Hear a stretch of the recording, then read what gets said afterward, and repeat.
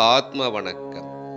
சித்த வித்தையின் கர்த்தா ஞானபிதா சுவாமி சிவானந்த பரமஹம்சரின் அருளாசியால் பிரம்மஸ்ரீ பெருவேம்பா ராமசாமி எழுதிய சித்த சமாஜ வெளியீடான சித்த வித்தை தன்னை அறிந்து இன்பமுற ஒப்பற்ற ஒரே வழி. ஈஸ்வர வந்தனம்.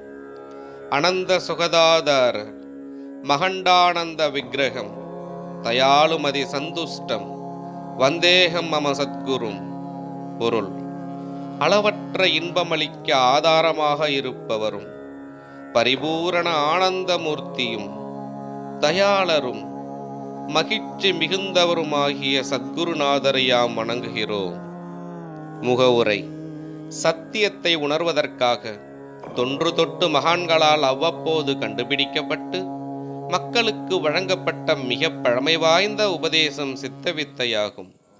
இது சம்பந்தமாக சுவாமிகள் தெரிவிப்பதாவது: சித்தவித்தை பற்றிய விபரம்.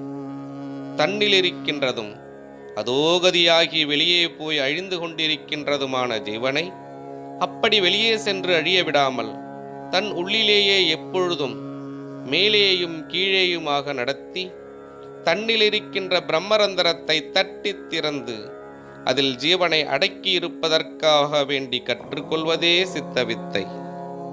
சித்தவித்தை பயிற்சியும் அதன் பெருமையும்.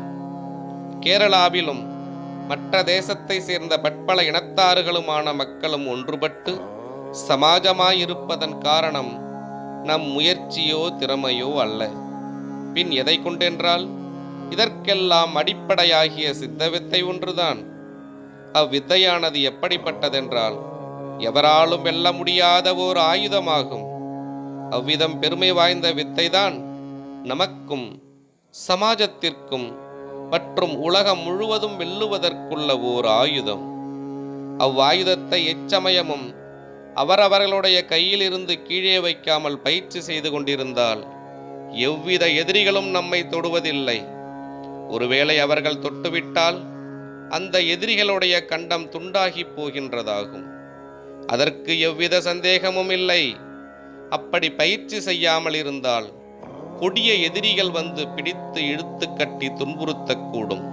ஆகையால் அவரவர்களின் ஆயுதமாகிய வித்தையை கொண்டு எந்நேரமும் பயிற்சி செய்து கொண்டிருந்தால் நமக்கு நேராக எவ்வித விரோதிகளும் வருவதில்லை.